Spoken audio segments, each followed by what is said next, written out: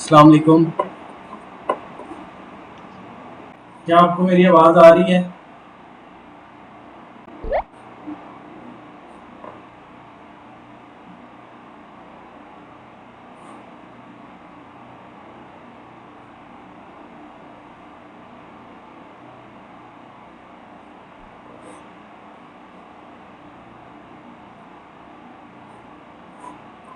चले हम कुछ देर तक वेट करते हैं, बाकी लोग भी ज्वाइन करें।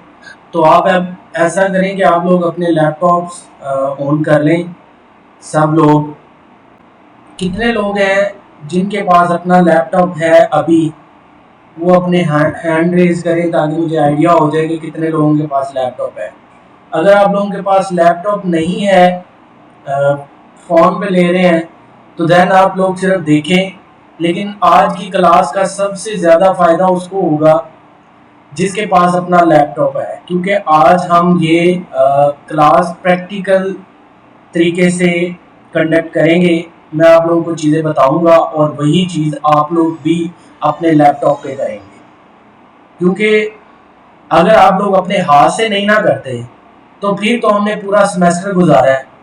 तो पूरा सेमेस्टर गुजार के हमने जो चीज़ें पढ़ी हैं वही चीज़ प्रैक्टिकल में आएगी। लेकिन प्रैक्टिकल का फ़ायदा तभी हो सकता है जब आप लोग अपने हाथ से उसको राइट करेंगे और लिखने की कोशिश करेंगे। कुछ क्वेश्चंस हैं वो आप लोगों को बताऊंगा कि किस तरह से आपसे क्वेश्चन किया जा सकता है।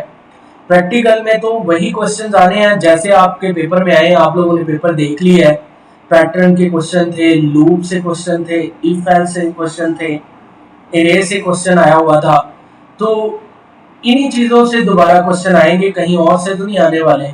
लेकिन प्रैक्टिकल में ये है कि आप लोगों ने पेपर पे भी लिखना है और उसके बाद आपको परफॉर्म करने के लिए भी कहा जा सकता है। तो परफॉर्म तो सिर्फ वही कर सकेंगे जिन्होंने खुद करके देखा होगा।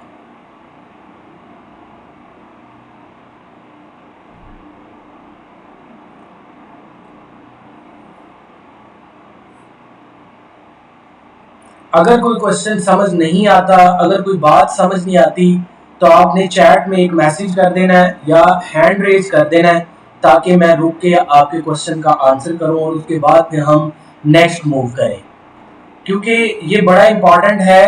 प्रैक्टिकल में आमतौर पे यही समझा जाता है कि हम लोग कुछ भी नहीं करेंगे तो प्रैक्टिकल के नंबर मिल जाएंगे। ऐसा नहीं होता बेटा। जो प्रैक्टिकल कंडक्ट करने आता है वो प्रॉपर एग्जाम लेता है, ठीक है। तो जब उसने एग्जाम लेना है तो जाहिर सी बात है कि आप लोग अगर बगैर तैयारी के जाएंगे तो माइट भी पॉसिबल कि आप लोगों को वो चीज़ परफॉर्म करनी ना आए। आप लिख तो लेंगे, कॉपी पे लिखना तो वही है जो आपने प्रैक्टिकल जो काम करना होता है उसको आप लिख तो लेते हैं, लेकिन वहां पर परफॉर्म करने के लिए कहा जाएगा तो सिर्फ वही करेंगे जिन्होंने अपने लैपटॉप पे कोई ना कोई कोड लिखा होगा। तो आ, हमारे जो पार्टिसिपेंट हैं वो अभी इंक्रीज होते जा रहे हैं आहिस्ता आहिस्ता। तो बस 1-2 मिनट हम वेट करेंगे और उसके बाद हम स्टार्ट करेंगे कि आज हमने किस चीज़ को सीखना है। और आप लोगों को काम दूंगा मैं। तो नेक्स्ट वीक में हम फिर से क्लास करेंगे। प्रैक्टिकल कब से स्टार्ट हो रहे हैं ये ज़रा मुझे बता दीजिएगा। पहला जो प्रैक्टिकल है या जिस दिन पहले बच्चे का प्रैक्टिकल है वो भी मुझे बता दें ताकि मुझे आइडिया हो जाए किस डेट से प्रैक्टिकल स्टार्ट हो रहे हैं। तो आज एक क्लास होगी जिसमें आप लोगों को सारी चीज़ें बताई जाएंगी और उसके बाद आप लोगों को क्वेश्चंस दिए जाएंगे, आपने वो क्वेश्चन तैयार करने हैं ताकि वहाँ पर 13 से 12 से पहले भी कोई है जिसका प्रैक्टिकल है।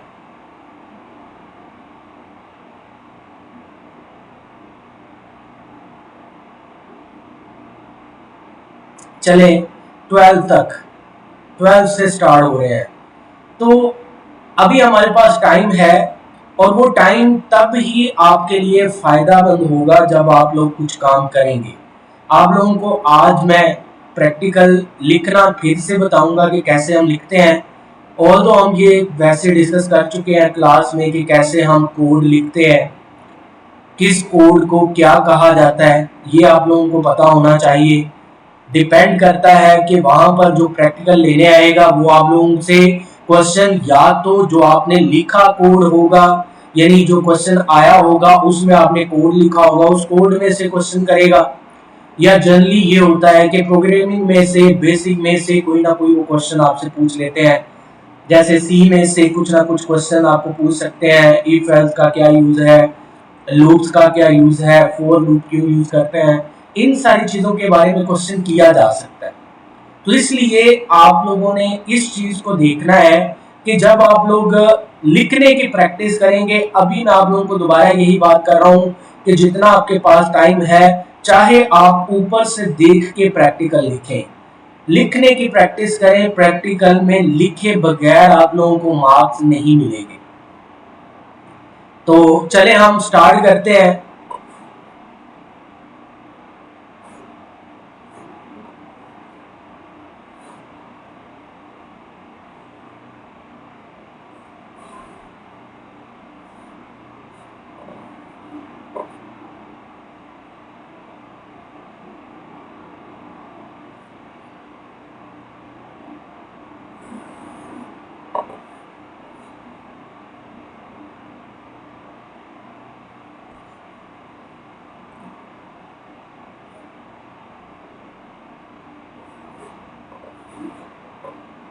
तो हम आगे, हमारे पास डेव मैंने ओपन किया है। तो डेव में सबसे पहले हम न्यू प्रोजेक्ट पे क्लिक करेंगे और यहाँ पर हम एक सोर्स फाइल क्रिएट करेंगे। सबसे पहला क्वेश्चन, सोर्स फाइल क्या होती है? आप लोगों ने क्वेश्चंस नोट करते जाना है, क्योंकि कुछ भी क्वेश्चन पूछे जा सकते हैं वाइवे के तौर पे। तो सबसे पहला जो क्वेश्चन है वो यही है कि सोर्स कोड और सोर्स फाइल में क्या डिफरेंस है। सोर्स कोड वो होगा जो हम कोड लिखेंगे, और सोर्स फाइल वो होगी जिस फाइल को हम सेव करेंगे, यानी जिस फाइल के अंदर आपका कोड लिखा जाएगा उसको जब हम सेव करते हैं तो उसको हम सोर्स फाइल कहते हैं। और आपकी ये जो सोर्स फाइल है ये आपकी हार्ड ड्राइव में आप जहां भी सेव करना चाहते हैं, आप डेस्कटॉप पे, सी में, डी में, ई में, किसी भी ड्राइव के अंदर सेव कर सकते हैं। तो सबसे पहले हम लोगों ने जो इम्पोर्टेंट चीज सीखी थी वो ये थी कि हमने सबसे पहले क्या करना है, अपने कोड का जो स्ट्रक्चर है उसको समझना होता है। तो हमारे कोड के स्ट्रक्चर के अंदर सबसे जो इम्पोर्टेंट चीज है वो होती है हेडर फाइल्स।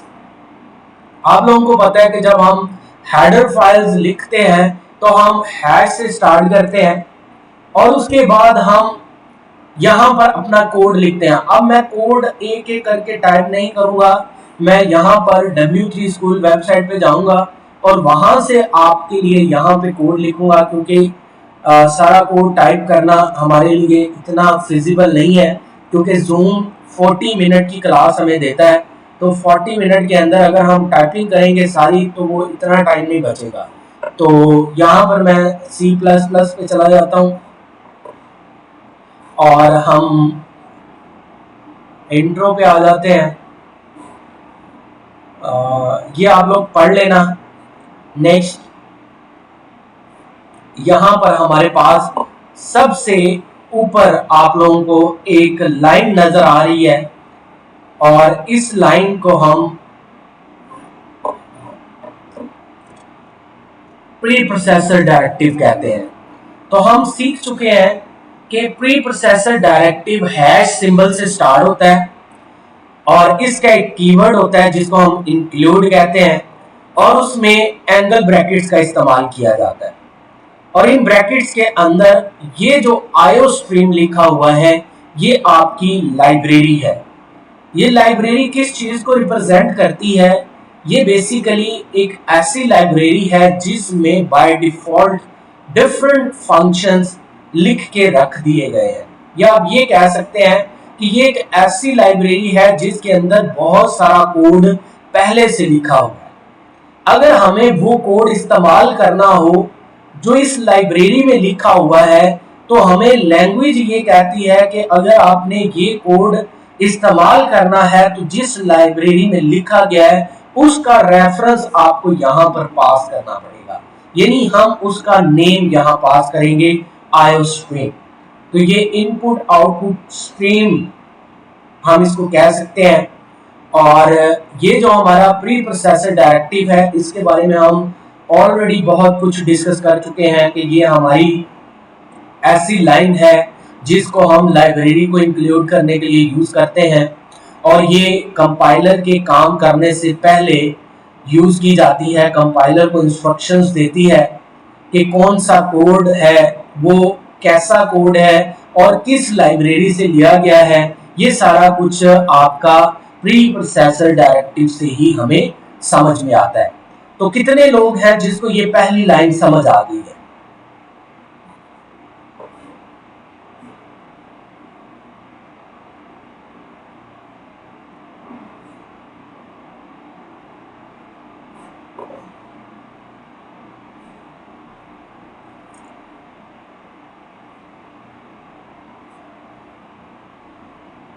अगर किसी को कोई क्वेश्चन है तो वो क्वेश्चन पूछ सकता है, अदरवाइज हम नेक्स्ट मूव करते हैं।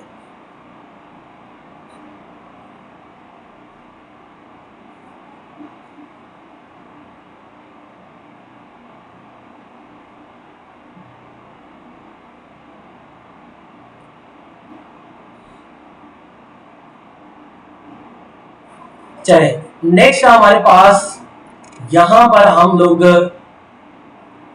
अपना नेक्स्ट कोड लिखना स्टार्ट करेंगे।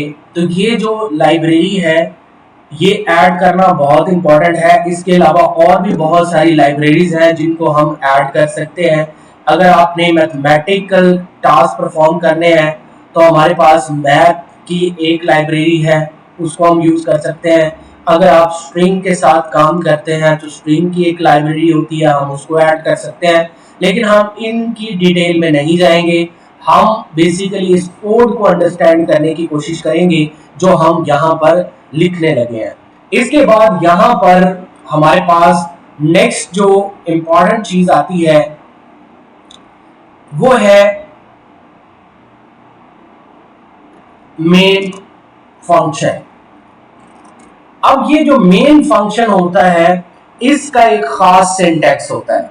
सबसे पहले जब हम इस फंक्शन की बात करते हैं तो हम इसकी रिटर्न टाइप लिखते हैं, उसके बाद हम इसका नेम लिखते हैं और उसके बाद हम ये ब्रैकेट्स लगाते हैं।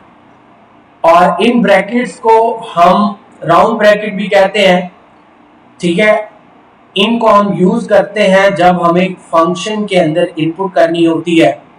और उसके बाद हमारे पास जो इंपॉर्टेंट चीज है वो ये कर्ली ब्रैकेट्स है। तो ये जो ब्रैकेट्स है इनको हम डेलिमीटर बोलते हैं। इनके अंदर ये जो हमारे पास ब्रैकेट्स हैं बेसिकली इनके अंदर हम बॉडी लिखेंगे प्रोग्राम की। बेसिकली तो ये फंक्शन की बॉडी है, लेकिन क्योंकि ये एक हमारा ऐसा फंक्शन होता है जहां से आपके प्रोग्राम की एग्जीक्यूशन स्टार्ट होती है, ठीक है। तो इस वजह से जो मेन फंक्शन होगा उस फंक्शन की जो बॉडी है उसको बेसिकली प्रोग्राम की बॉडी कह रहे हैं। सबको बात समझ आ गई है? अब हम यहां पर बात करते हैं रिटर्न टाइप की। तो रिटर्न टाइप में नॉर्मली आपको यहां पर इंट मेन नजर आएगा। यहां पर हम वॉइड भी लिख सकते हैं। ये जो इंट यहां लिखा है इसकी एक खास लिखने की वजह है, यहां पर हम वॉइड भी लिख सकते हैं। लेकिन ये जो हमारे पास जो डेव का कह लो कि आईडी है ये वॉइड की फैसिलिटी नहीं प्रोवाइड करता। इसके लिए टर्बो का इस्तेमाल किया जाएगा या कोई और अगर आपको आईडी नजर आता है जिसमें ये काम करता है तो आप वो देख सकते हैं। अदरवाइज हम यहाँ पर इंट का इस्तेमाल करते हैं। अब वॉइड और इंट में क्या डिफरेंस होता है? वॉइड का मतलब होता है कि जब आपका फंक्शन काम करेगा तो ये कुछ भी रिटर्न नहीं करेगा। अब रिटर्न ना करना ये क्या चीज हुई? अगर आप इंट लिखेंगे तो क्या चीज रिटर्न होगी, अगर आप वॉइड लिखेंगे तो रिटर्न नहीं होगा। इससे क्या मुराद है? मैंने आपको क्लास में ये डिस्कस किया था, हम बहुत ज्यादा डिटेल में नहीं जा सकते क्योंकि हमारे पास टाइम बहुत शॉर्ट है, लेकिन फिर भी आपको बता देता हूं कि हमारे पास एक मेमोरी होती है जिसके अंदर आपका डेटा स्टोर होता है और उसको हम मेन मेमोरी कहते हैं। हम कहते हैं कि ये एक टेम्परेरी मेमोरी है और शॉर्ट मेमोरी भी होती है। अगर हम उसमें डेटा स्टोर करते रहेंगे, बार बार करते रहेंगे, तो एक टाइम आएगा कि वो मेमोरी जो है उसमें डेटा स्टोर होना खत्म हो जाएगा, यानी आपकी मेमोरी में और डेटा स्टोर करने की ऑप्शन नहीं रहेगी। तो फिर क्या मसला आएगा कि आपका प्रोग्राम एग्जीक्यूट नहीं होगा। इसकी बैकग्राउंड में अगर हम बात करें तो हम ये कहते हैं कि आपका सीपीयू उसी प्रोग्राम को एग्जीक्यूट करता है जो पहले मेन मेमोरी के अंदर लोड होता है और उसके बाद एग्जीक्यूशन के लिए सीपीयू के पास आता है। तो अगर मेन मेमोरी में वो लोड ही नहीं होगा तो सीपीयू उसको एग्जीक्यूट भी नहीं करेगा। तो यहां पर बात आई है कि हम ये void या int क्यों यूज करते हैं। जब हम void यूज करेंगे तो इस प्रोग्राम में जितने वेरिएबल बनेंगे, जितना डेटा स्टोर किया जाएगा वो मेमोरी के अंदर स्टोर रहेगा। चाहे वो प्रोग्राम कंप्लीट भी हो गया है लेकिन उसका जो डेटा है, उसका जो कंटेंट है वो आपका रैम के अंदर ही स्टोर रहेगा। प्रॉब्लम क्या है कि आप मल्टीपल प्रोग्राम बनाते जाएंगे तो एक टाइम में क्या होगा, आपका डेटा ज्यादा होने की वजह से मेन मेमोरी में डेटा स्टोर करने की जगह नहीं रहेगी। इस प्रॉब्लम से बचने के लिए यहां पर हम इंट का इस्तेमाल करते हैं। अब इंट कुछ ना कुछ रिटर्न करेगा और इंट आप लोगों को पता है इंटीजर वैल्यू रिटर्न करता है। नॉर्मली कन्वेंशनली आपको नजर आता है कि जितनी भी प्रोग्रामिंग लैंग्वेज है उसमें अगर रिटर्न का यूज किया जाता है मेन फंक्शन के साथ तो वो रिटर्न के साथ जीरो लिखा आपको नजर आएगा। जीरो लिखना नेसेसरी नहीं है, कंपल्सरी नहीं है, लेकिन कन्वेंशनली जीरो लिखा जाता है। आप जीरो लिख सकते हैं, ठीक है। तो इंट यहां पर अगर हमें लिखा है तो हमें क्या करना पड़ेगा, हमें रिटर्न भी लिखना पड़ेगा। यहां पर रिटर्न जीरो ये इसलिए लिखा है क्योंकि हमने इसकी रिटर्न टाइप इंट रखी है। अगर हमने वॉइड रखी होती तो यहां पर रिटर्न जीरो लिखने की जरूरत नहीं थी। यहां तक सबको समझ आ गई है बात?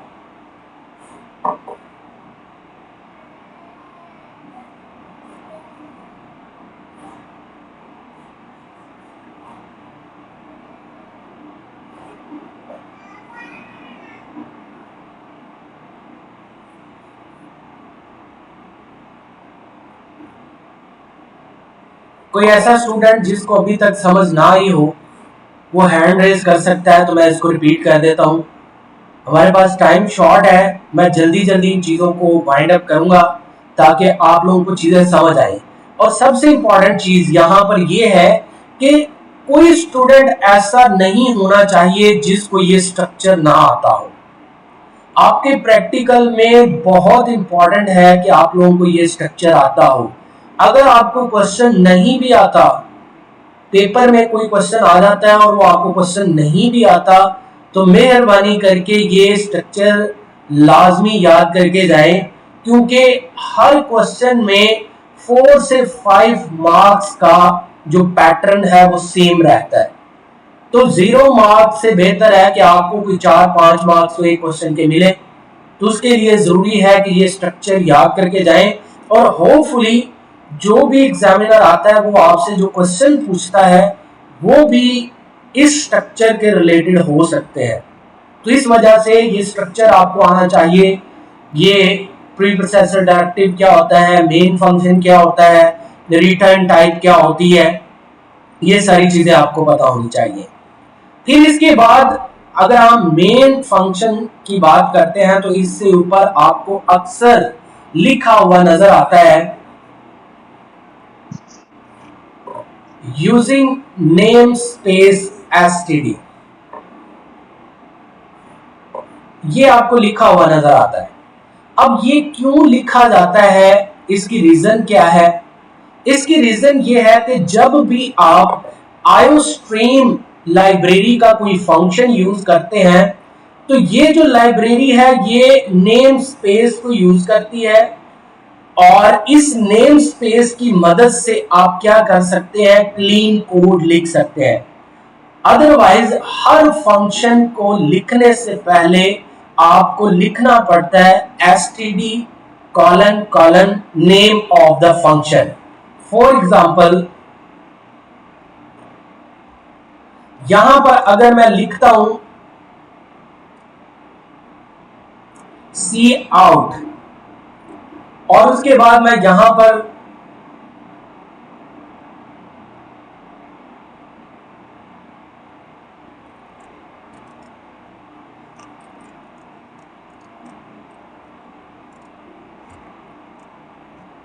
कोई वैल्यू पुट कर देता हूं हेलो, अब ये जो फंक्शन है ये काम नहीं करेगा। इस वजह से काम नहीं करेगा क्योंकि हमने बताया नहीं है कि ये जो फंक्शन है ये किस लाइब्रेरी से लिया गया है और ये किस नेम स्पेस से है। अब हमें इसके बाहर यहां पर std और उसके बाद कॉलन कॉलन लिखना पड़ता है। अगर हम ये लिखेंगे तो फिर ये काम करेगा। अब हर फंक्शन के साथ ये लिखना बड़ा हेक्टिक है, इस वजह से हम टॉप पे ही एक बार यूजिंग नेम स्पेस std लिख देते हैं और उसके बाद हमें ये लिखने की जरूरत नहीं होती। कितने लोग हैं जिनको ये बात समझ आ गई है कि यूजिंग नेम स्पेस std क्यों यूज किया है?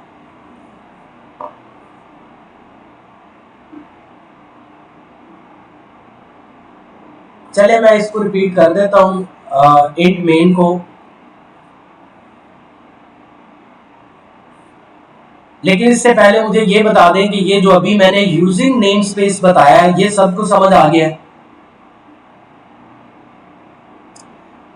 आप इसको सिंपल सा यही समझें कि जब आपने क्लीन कोड लिखना है std बार बार नहीं लिखना, तो हमें टॉप पे मेन से ऊपर एक ये लाइन लिखनी जरूरी होती है।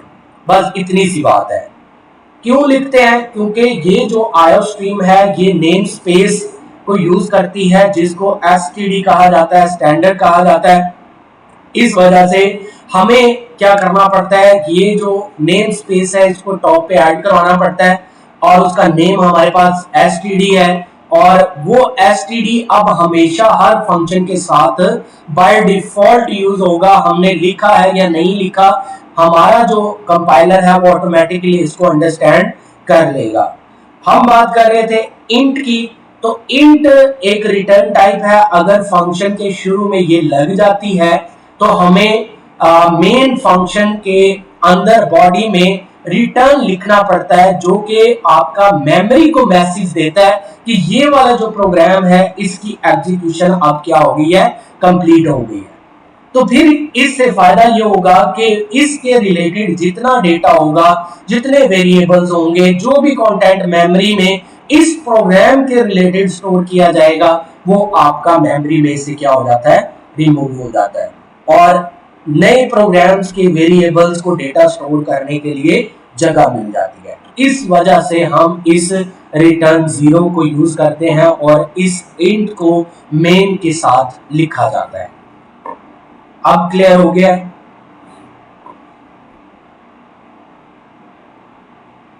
यहां तक किसी को कोई प्रॉब्लम हो?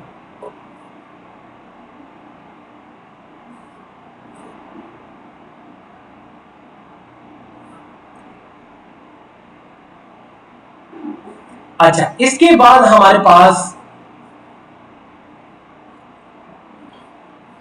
एक और इंपॉर्टेंट चीज है, वो ये है कि हर ये जो लाइन है इसको हम स्टेटमेंट बोलते हैं।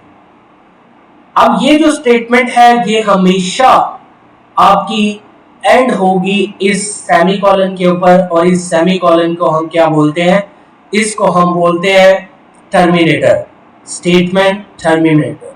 तो ये जो टर्मिनेटर है इसका इस्तेमाल हर लाइन के बाद होगा, लेकिन कुछ ऐसी जगह है जहां पर हम टर्मिनेटर का इस्तेमाल नहीं करेंगे। तो वो मैं आपको बताता जाऊंगा कि कहाँ पर हम इसको यूज करते हैं और कहाँ पर इसको यूज नहीं करते। तो ये बेसिक सा एक स्ट्रक्चर है जिसको हम यूज करते हैं। अच्छा, प्री प्रोसेसर डायरेक्टिव में एक और प्री प्रोसेसर डायरेक्टिव का कीवर्ड होता है जिसको डिफाइन कहते हैं, और डिफाइन का इस्तेमाल किया जाता है कांस्टेंट क्रिएट करने के लिए, और इसको भी मेन से ऊपर ही हम यूज करते हैं। फॉर एग्जांपल मैंने यहाँ पर हैश और उसके बाद यहाँ पर हम डिफाइन लिख सकते हैं, और उसके बाद यहाँ पर हम वेरिएबल का नेम या जो कांस्टेंट बनाने लगे हैं वो लिखेंगे, और उसके बाद उसकी वैल्यू लिख देते हैं, और यहां पर सेमीकोलन का इस्तेमाल किया जाता है। तो ये भी एक प्री प्रोसेसर डायरेक्टिव की ही टाइप है।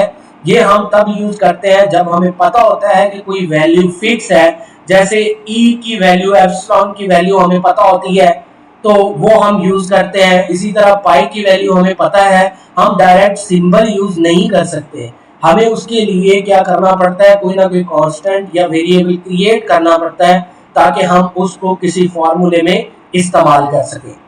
तो यहां तक किसी को किसी भी पॉइंट पे कोई भी प्रॉब्लम है तो वो मुझे बताएं।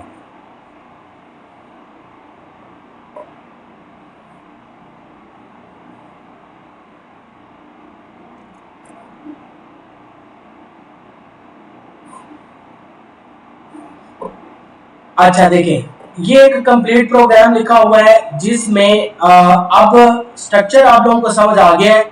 अब यहाँ पर जो कोड लिखे हुए हैं वही आप लोगों को मैं कोड बताता जाऊंगा ताकि आप लोग इसको एक बार देख सके और इसको अंडरस्टैंड कर सके। अब आप लोगों ने करना क्या है, आप लोगों ने W3 स्कूल वेबसाइट पे ही जाना है और कोड को देख के खुद लिखने की प्रैक्टिस करनी है। जिनके पास लैपटॉप नहीं है तो वो रजिस्टर पर लिखने की कोशिश करें। वैसे तो जरूरी यही है कि आप लोग लैपटॉप के ऊपर ही काम करें, क्योंकि प्रैक्टिकल में भी परफॉर्मेंस जो है वो आपकी लैपटॉप के ऊपर या डेस्कटॉप के ऊपर ही होती है। तो इस वजह से जरूरी है कि आप इसको खुद टाइप करना शुरू करें। आप लोगों को पता चलेगा कौन से एरर आते हैं, किन एरर्स को कैसे रिमूव किया जाता है। तो ये एक सिंपल सा प्रोग्राम है। अगर आपको कहा जाता है कि आप किसी एक स्ट्रिंग को डिस्प्ले करें, तो उसके लिए यहाँ पर आप लोगों को पता है कि एक स्ट्रिंग क्या होती है। डबल कोड के अंदर जो भी लिखा जाएगा उसको हम स्ट्रिंग बोलते हैं, और सिंगल कोड के अंदर जो भी लिखा जाएगा उसको हम करैक्टर बोलते हैं। ठीक है, डेटा टाइप्स के बारे में अब सारी थ्योरी मैं आपको नहीं बता सकता, आप लोगों ने ये पढ़ना है। अभी कोड आप लोगों को नजर आ रहा है, इसको हम रन करेंगे तो हेलो वर्ल्ड स्क्रीन के ऊपर डिस्प्ले होगा। ये हमारा स्टार्टिंग पॉइंट था, यानी आप लोगों को सी लैंग्वेज में जब भी आप काम करते हैं तो ये स्ट्रक्चर लाजमी आना चाहिए कि जब आप कोई भी कोड लिखेंगे तो उसके अंदर ये चीजें इंपॉर्टेंट है, ये हमेशा ही उसके अंदर इस्तेमाल होंगी।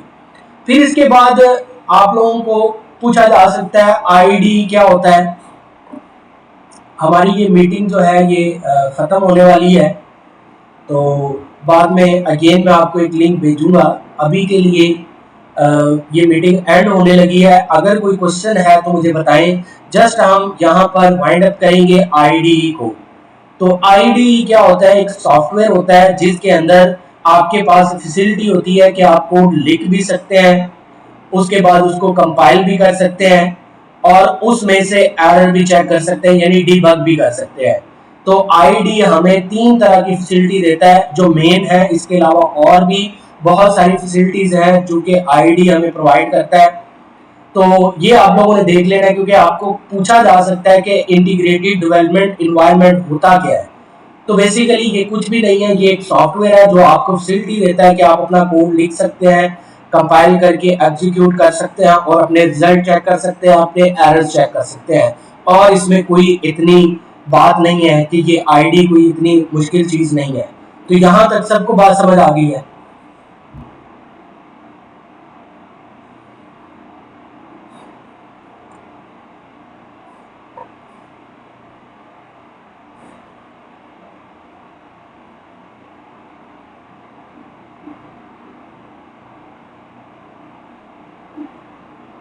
हैश का बेटा यहाँ पर कोई अलग से मतलब नहीं है। यहाँ पर हैश का जो सिंबल है वो यूज इसलिए किया जाता है कि ये प्री प्रोसेसर डायरेक्टिव बनाने के लिए, यानी जो भी लाइन यहाँ पर है से स्टार्ट होगी पूरी सी लैंग्वेज के अंदर, वो आपकी प्री प्रोसेसर डायरेक्टिव है। इसके अलावा हैश कहीं भी इस्तेमाल नहीं होता। और प्रैक्टिकल की जो कॉपी है कोई यहाँ पर रूल नहीं है कि कॉपी होनी चाहिए। अगर आप लोग बना लेते हैं तो ठीक है, लिखने की प्रैक्टिस करने के लिए आप साफ से नोट्स लें, उसमें लिखते जाएं, वही आपकी प्रैक्टिकल की कॉपी है। कोई अलग से कॉपी लेने की जरूरत नहीं है। यानी जो आप लोग अपने हाथ से लिखेंगे प्रैक्टिकल, उनको एक असाइनमेंट की तरह बना के लिख लें, ताकि अगर कॉपी का पूछा भी जाए तो आपके पास रिटन फॉर्म में कोई ना कोई मटेरियल हो, अदरवाइज कॉपी की जरूरत नहीं है।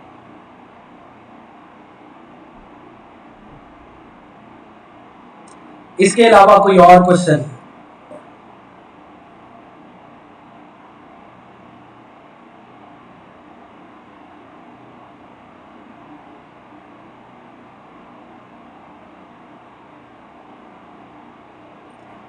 चले मैं नेक्स्ट लिंक भेजता हूं और फिर हम उसमें बात करते हैं नेक्स्ट।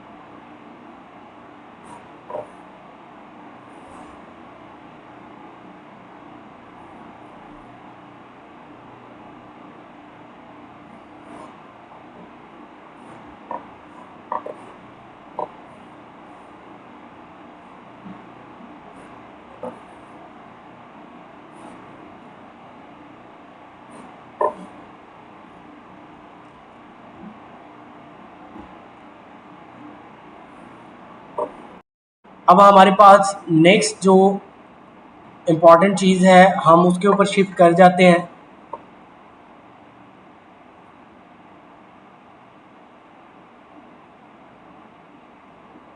ये सारी चीज़ें मैंने आपको बता दी हैं। आप लोग इस पेज पे जाके एक एक चीज़ को पढ़ सकते हैं। यहाँ पर उसने हर लाइन को वन बाय वन डिस्कस किया है कि कौन सी लाइन का क्या मतलब है, उसमें क्या क्या चीज़ किस चीज़ को रिप्रेजेंट करती है, ये सारा कुछ यहाँ पर दिया हुआ है। तो क्योंकि ये वेबसाइट आप लोग पहले से ही जानते हैं, मैं अक्सर ही यूज़ करता रहता हूँ, तो आप लोग इस वेबसाइट पे जाके इसको रीड कर सकते हैं। अब ये यूजिंग नेम स्पेस, इसकी भी डिटेल सारी यहाँ पर लिखी हुई है, इसको भी आप देख सकते हैं। अब हम नेक्स्ट आ जाते हैं। आप लोगों को पता है अगर हमें आउटपुट लेनी है, आउटपुट का मतलब यहाँ पर है स्क्रीन पर कुछ आप डिस्प्ले कर रहे हैं, तो उसके लिए हम देख चुके हैं कि हम सी आउट का इस्तेमाल करते हैं। इसी तरह अगर हमें यूज़र से इनपुट लेनी हो तो उसके लिए हम सी इन का इस्तेमाल करते हैं। ये बार बार चीज़ें मैं नहीं बताऊंगा क्योंकि ये आप लोगों को ऑलरेडी पता है। हम इम्पॉर्टेंट चीज़ों को डिस्कस करेंगे जो पेपर पॉइंट ऑफ व्यू से इम्पॉर्टेंट है और थ्योरेटिकल पेपर में भी आई है और प्रैक्टिकल में भी आने का चांस है। तो आउटपुट के बारे में यहाँ पर सी आउट की सारी डिटेल यहाँ पे है। इसका सिंटैक्स आप लोगों ने देख लेना है। अब सी आउट के अंदर हम टेक्स्ट को भी लिख सकते हैं, हम वेरिएबल्स को भी लिख सकते हैं, हम डायरेक्ट एक्सप्रेशंस भी लिख सकते हैं।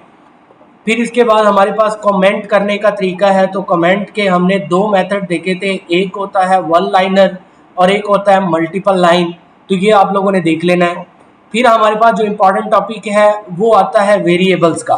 आप लोगों को पूछा जा सकता है कि वेरिएबल क्या होते हैं, डेटा टाइप्स क्या होती हैं।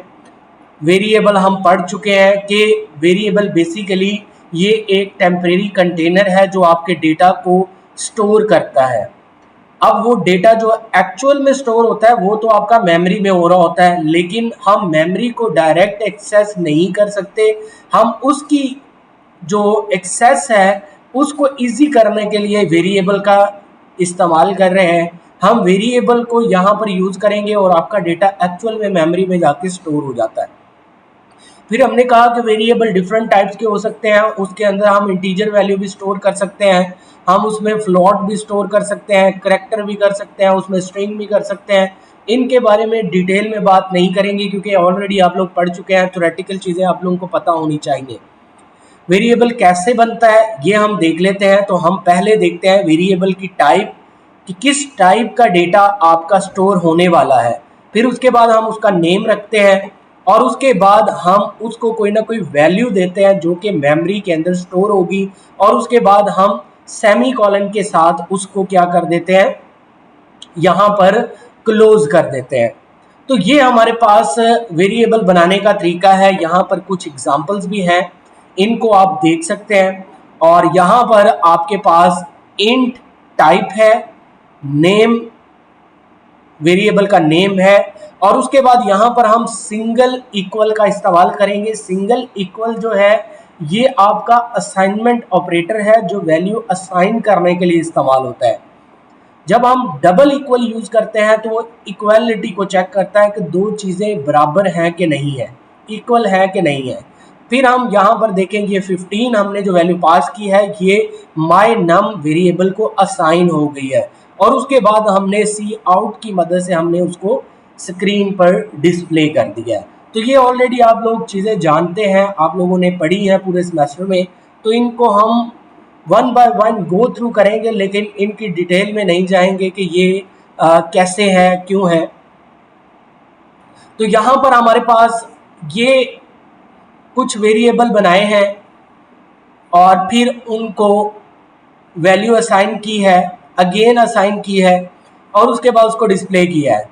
तो यहाँ पर देखें एक वेरिएबल बना है, उसकी वैल्यू पहले 15 थी और उसके बाद उसकी वैल्यू को चेंज कर दिया है। इसका मतलब क्या है कि अब 15 जो है वैल्यू डिस्प्ले नहीं होगी बल्कि 10 वैल्यू डिस्प्ले होगी जिसने ओवरराइड किया है 15 को। ठीक है, इसके बाद हम मल्टीपल वेरिएबल्स भी बना सकते हैं डिफरेंट डेटा टाइप से। तो यहाँ पर उसने ये बताया है कि आप एक डेटा टाइप की मदद से एक लाइन में मल्टीपल वेरिएबल भी बना सकते हैं।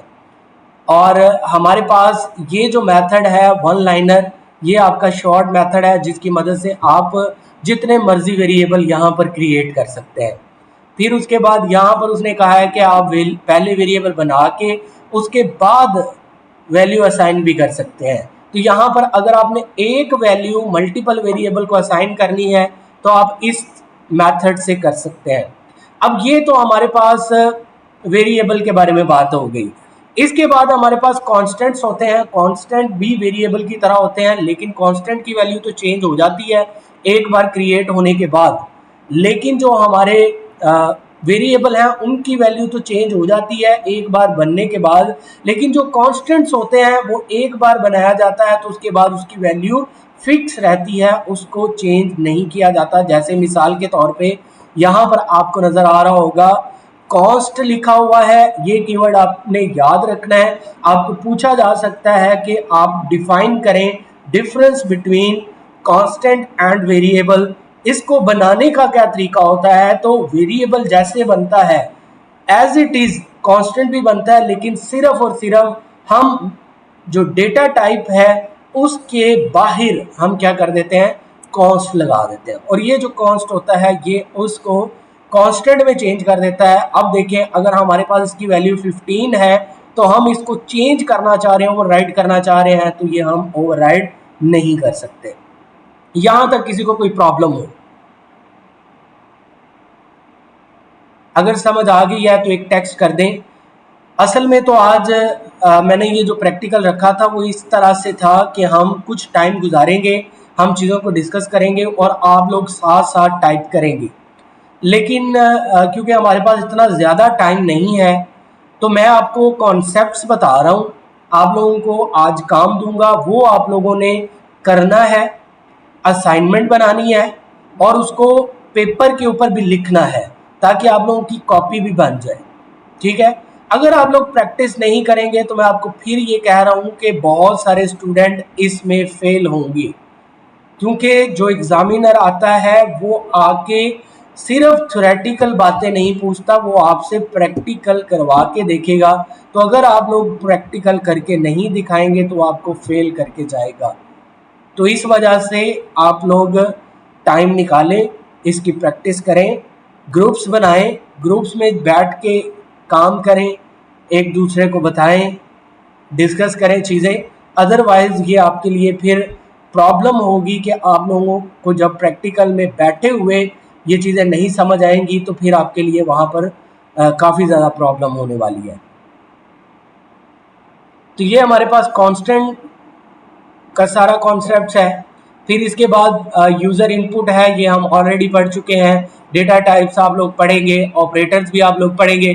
स्ट्रिंग पे हम आ जाते हैं क्योंकि स्ट्रिंग के बारे में क्वेश्चन पेपर में भी आया हुआ है, तो आप इसको एक बार देख लें। स्ट्रिंग हम ऑलरेडी देख चुके हैं कि कुछ भी नहीं है, डबल कोड के अंदर जो कुछ भी लिखा हुआ आपको नजर आएगा उसको हम स्ट्रिंग बोलते हैं।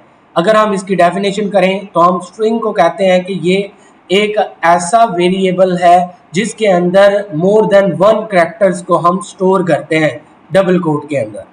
तो ये आपसे क्वेश्चन किया जा सकता है, जैसे यहाँ पर एक वेरिएबल बनाया गया है जो कि ग्रीट के नाम से है और उसको जो वैल्यू दी गई है वो है हेलो। तो ये आप यूज कर सकते हैं जब आपने किसी भी स्ट्रिंग के ऊपर कोई काम करना हो। जैसे हमारे पास नेम होता है, तो नेम में फुल नेम भी होता है, फर्स्ट नेम भी आपको कभी नज़र आता है, लास्ट नेम नज़र आता है। तो जब हमें उन सबको ज्वाइन करना होता है, कंबाइन करना होता है, तो हम स्ट्रिंग के कुछ ऑपरेशंस अप्लाई करते हैं। जैसे यहाँ पर ये कुछ वेरिएबल्स बनाने का तरीका बताया गया है। वैसे ये जो ऊपर हेडर फाइल है, ये आप लिखें ना लिखें, बाय डिफ़ॉल्ट आप जो स्ट्रिंग बनाते हैं वो आपका जो कंपाइलर है उसको पता है कि आपका ये वाला जो लाइब्रेरी है, स्टैंडर्ड लाइब्रेरी, इसका इस्तेमाल किया जा रहा है। तो ये नहीं भी लिखते तो आपका वेरिएबल जो है वो क्रिएट हो जाता है, बाय डिफ़ॉल्ट ये यूज़ होता है। अच्छा, इसके बाद हमारे पास नेक्स्ट है, अगर स्ट्रिंग को आपने जोड़ना हो, इकट्ठा करना हो तो कैसे करते हैं। उसके लिए यहाँ पर फर्स्ट नेम लास्ट नेम की एग्जांपल है और उसके बाद आप फुल नेम करते हैं, तो आपने फर्स्ट नेम और लास्ट नेम को ज्वाइन करना है। तो जब भी आपने स्ट्रिंग्स को ज्वाइन करना होता है, आपस में जोड़ना होता है, उसको हम कहते हैं कंकैटिनेट करना। और कंकैटिनेट करने के लिए हम क्या करते हैं, एक ऑपरेटर का इस्तेमाल करते हैं जिसको हम प्लस कहते हैं। इसके बारे में क्वेश्चन किया जा सकता है थ्योरेटिकली, जब आपसे पूछा जाएगा, वाइवा लिया जाएगा तो आपसे पूछा जा सकता है कि हम दो स्ट्रिंग को ज्वाइन करने के लिए कौन सा ऑपरेटर यूज करते हैं। या आपको लिख के दिया जा सकता है प्लस ऑपरेटर, और पूछा जा सकता है कि इस ऑपरेटर के कौन कौन से टास्क हैं। तो एक तो ये अगर नंबर्स के साथ यूज होगा तो उनको सम कर देता है, अगर ये स्ट्रिंग के साथ यूज होगा तो ये उनको ज्वाइन कर देता है, जोड़ देता है। यहां तक किसी को कोई बात ना समझ आई हो?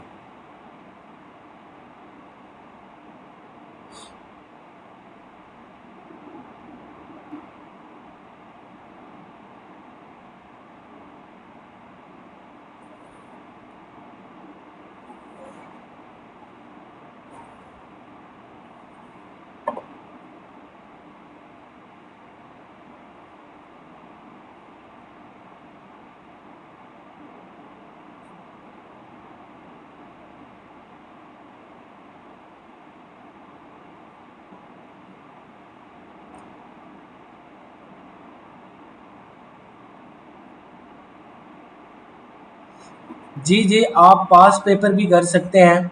और यहाँ पर किसी ने क्वेश्चन किया है पाइथन के हवाले से। तो पाइथन क्योंकि डिफरेंट लैंग्वेज है और उसका डिफरेंट कॉन्सेप्ट है, वो आपको यहाँ पर तो मैं मज़ीद एक्सप्लेन नहीं करूँगा। वैसे आपको मैं पर्सनल मुझे बताना तो मैं आपको एक डिटेल में इसके बारे में बता दूंगा, क्योंकि हमारे पास इतना टाइम नहीं है कि हम इसके बारे में मज़ीद बात करें। वैसे पाइथन एक लैंग्वेज है और वेरिएबल का कॉन्सेप्ट सब में ही फिक्स है। ठीक है, आप जो चीज़ें पूछ रहे हैं कि पाइथन में जो वेरिएबल है वो क्या करता है, मेमोरी में डायरेक्ट स्टोर होता है,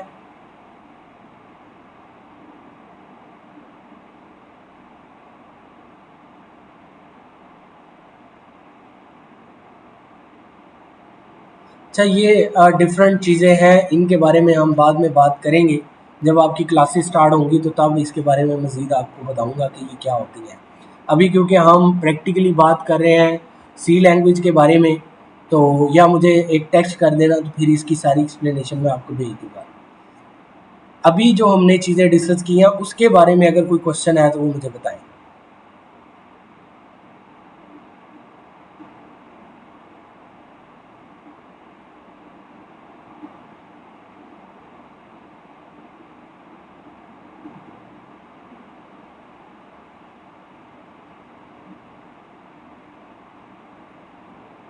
चले हम नेक्स्ट मूव करते हैं।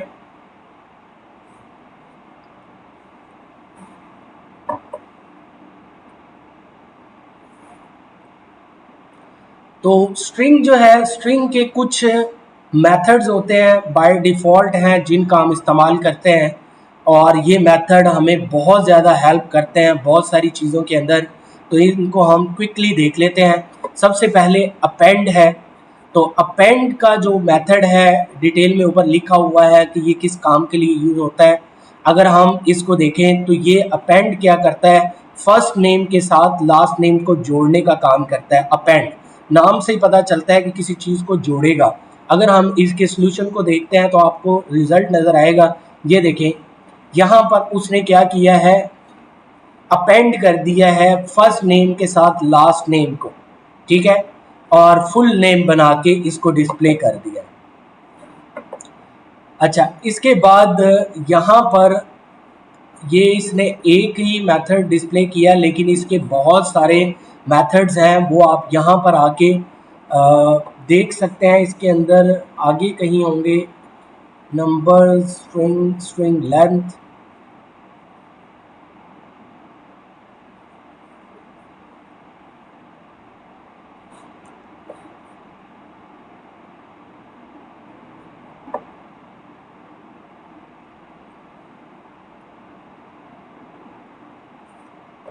अच्छा, एक और कॉन्सेप्ट है, ये भी इम्पॉर्टेंट है कि अगर आपको नंबर्स दिए जाएं और वो स्ट्रिंग की फॉर्म में हो, तो आपसे वो पूछेगा, क्वेश्चन ये करेगा कि इनका सम क्या होगा। यानी यहाँ पर सम नहीं हो रहा। जब भी प्लस का ऑपरेटर आता है तो वो हमेशा सम नहीं होता। अभी मैंने आपको बताया कि अगर वो नंबर्स की में आएगा, नंबर कोई भी हो सकता है, वो फ्लोट में हो या डेसिमल में हो या किसी भी तरह का हो, वो सम करेगा। लेकिन अगर नंबर्स हो और वो डबल कोड में हो तो वो एज अ डेसिमल नंबर नहीं है, यहाँ पर वो एक स्ट्रिंग का काम कर रहा है। तो जब आप प्लस का ऑपरेटर यूज करेंगे उनके दरमियान में, तो वो उनको कंकैटिनेट करेगा, सम नहीं करेगा। ये भी बड़ा इंपॉर्टेंट क्वेश्चन है, ये भी पूछा जा सकता है। अच्छा, इसके बाद एक और बात है कि अगर हम दो डेटा टाइप्स को आपस में सम करने की कोशिश करें, तो ये हम ऑलरेडी पढ़ चुके हैं कि सेम तरह की डेटा टाइप ही आपस में सम हो सकती हैं। तो यहाँ पर उसने एक एग्जांपल दिया है कि आपने एक वेरिएबल बनाया है स्ट्रिंग टाइप का और एक आपने वेरिएबल बनाया है इंटीजर टाइप का, और इनको अगर सम करेंगे तो ये सम नहीं होगा, ये हमें एरर देगा। और एरर क्या होगा, एरर ये होगा कि ये दो डिफरेंट डेटा टाइप्स का डेटा है जिनको हम एक साथ कंप्यूटेशन में यूज नहीं कर सकते।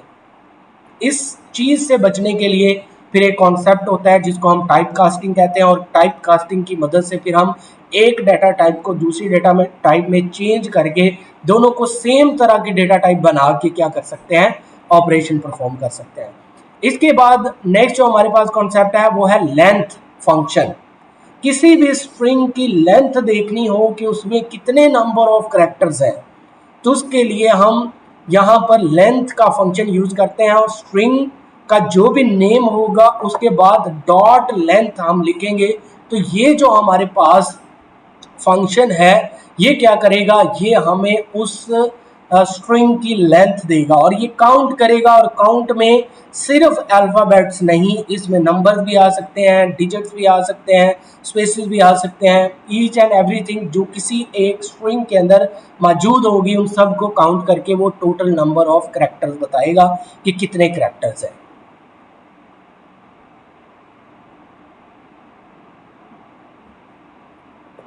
इसके बाद यहाँ पर उसने बताया कि सी प्लस प्लस के प्रोग्राम्स में साइज ऑफ का फंक्शन भी यूज़ किया जाता है लेंथ के लिए, लेकिन हम यहाँ पर लेंथ का फंक्शन भी यूज़ कर सकते हैं और दोनों एक दूसरे के अल्टरनेटिव हैं, दोनों का इस्तेमाल किया जा सकता है। फिर अगर हमें स्ट्रिंग में से कोई पार्ट एक्सेस करना हो, फॉर एग्जांपल अगर हमारे पास एक स्ट्रिंग है हेलो और हमें सिर्फ ही डिस्प्ले करना है तो कैसे कर सकते हैं, या सिर्फ हमें एज डिस्प्ले करना है तो इसको कैसे करेंगे, या हमें अगर सिर्फ एल को डिस्प्ले करना है तो कैसे करेंगे। तो ये एज इट इज है जैसे हमने एरे पढ़ा था। एरे में हमने कहा था कि उसकी इंडेक्सिंग होती है और इंडेक्सिंग की मदद से हम क्या कर सकते हैं, हम किसी भी एलिमेंट को एक्सेस कर सकते हैं। तो ये स्ट्रिंग भी एरे की तरह ही हम एक्सेस करते हैं, इसमें भी इंडेक्सेस का इस्तेमाल किया जाता है। ये देखें जैसे यहाँ पर स्ट्रिंग का नेम है और स्क्वायर ब्रैकेट के अंदर हम सबस्क्रिप्ट लिखेंगे और वो आपका इंडेक्स होगा और जिस इंडेक्स को हम लिखेंगे उसका रेलिवेंट जो करैक्टर होगा वो आपका डिस्प्ले हो जाएगा। तो जैसे 0th इंडेक्स के ऊपर एज पड़ा है तो आउटपुट में एज होगा, और अगर हमें एल को डिस्प्ले करना है तो ये आपका इंडेक्स नंबर 2 होगा, और अगर हम इंडेक्स 2 करेंगे तो आपका एल डिस्प्ले हो जाएगा। तो मेरे ख्याल में स्ट्रिंग के रिलेटेड इतनी चीज़ें काफ़ी हैं, क्योंकि स्ट्रिंग का एक बहुत वास्ट टॉपिक है, इसके अंदर बहुत सारी चीज़ें हैं, आप लोग इसको गो थ्रू कर सकते हैं वन बाय वन, लेकिन क्योंकि हमें आहिस्ता आहिस्ता चीज़ों को वाइंड अप करना है ताकि आप लोगों के प्रैक्टिकल अच्छे हो सकें, तो उसके लिए मुझे नेक्स्ट टॉपिक के ऊपर मूव करना पड़ेगा। आप लोग देख सकते हैं स्पेशल करैक्टर्स क्या होते हैं, इनकी डिटेल भी यहाँ पर लिखी हुई है, कैसे हम इनको यूज़ कर सकते हैं ये आप लोगों ने देखना है। एस्केप करैक्टर्स हमने पढ़ा था, इनकी मदद से हम ये काम कर सकते हैं। फिर अगर हमने यूज़र से स्ट्रिंग की इनपुट लेनी हो तो उसके लिए क्या करना पड़ेगा, यहाँ पर जैसे हम लोगों ने यूज़ किया था सी इन, किसी भी वेरिएबल के लिए हम यहाँ पर सी इन को यूज़ कर सकते हैं किसी भी स्ट्रिंग की इनपुट करने के लिए। इसके अलावा और भी गेट लाइन का भी एक फंक्शन होता है जिसको हम यूज़ करके ये कर सकते हैं।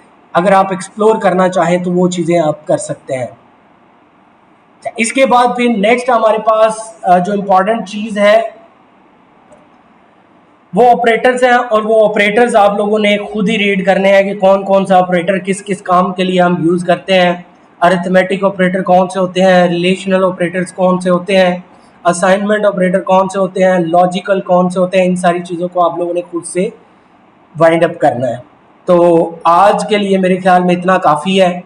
नेक्स्ट क्लास में कोशिश करेंगे हम लोग इफ एल्स स्विच लूप्स का टॉपिक कवर करेंगे, और उसके बाद एक लास्ट यानी 2 क्लासेस और आपकी होंगी, और इन 2 क्लासेस के अंदर हम सारी चीज़ों को जो इम्पोर्टेंट है जो प्रैक्टिकल में आ सकती हैं उसके बारे में बात करेंगे। अगर कोई क्वेश्चन है तो अभी आप बताएं, तो हम आज की क्लास को यहाँ पर वाइंड अप करते हैं, और जो कुछ भी क्वेश्चन आपने पूछना है तो वो मुझे बता दें ताकि मैं आपको रिप्लाई कर सकूं, और उसके बाद आज की इस क्लास को हम एंड करते हैं।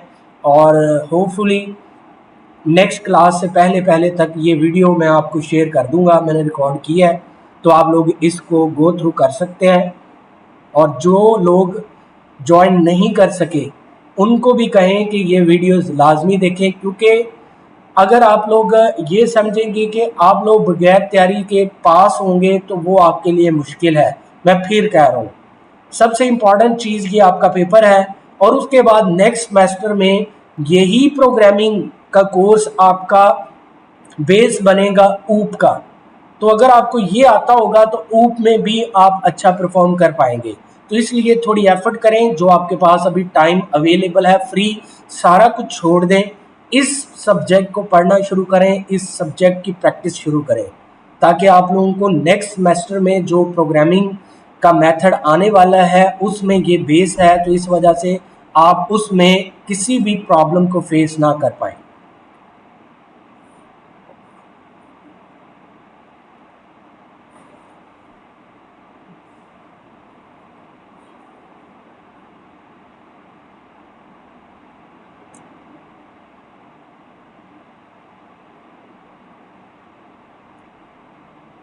चले नेक्स्ट क्लास में हम फिर कंडीशनल स्टेटमेंट से स्टार्ट करेंगे और कोशिश करेंगे कि जल्दी जल्दी इन चीज़ों को वाइंड अप करें। और आज की क्लास के रिलेटेड मैं आप लोगों को एक असाइनमेंट भेज रहा हूँ और ये आप लोगों ने सब ने करनी है।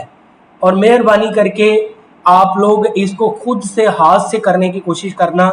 मैं आपको फिर ये कह रहा हूँ कि अगर आप लोग प्रोग्रामिंग सीखना चाहते हैं तो हर काम चैट जीपीटी या किसी और एलएलएम से ना करें।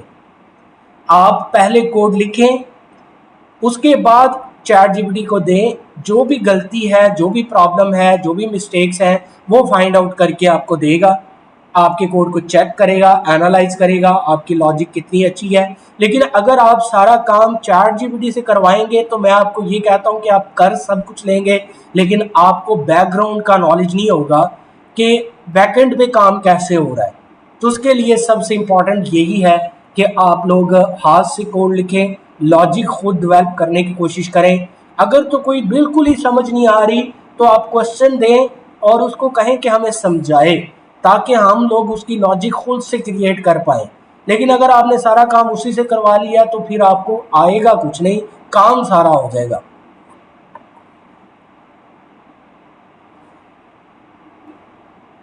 चलें, ओके, नेक्स्ट क्लास में फिर हम बाकी चीज़ों के बारे में बात करेंगे और असाइनमेंट मैं आप लोगों को शेयर कर देता हूँ।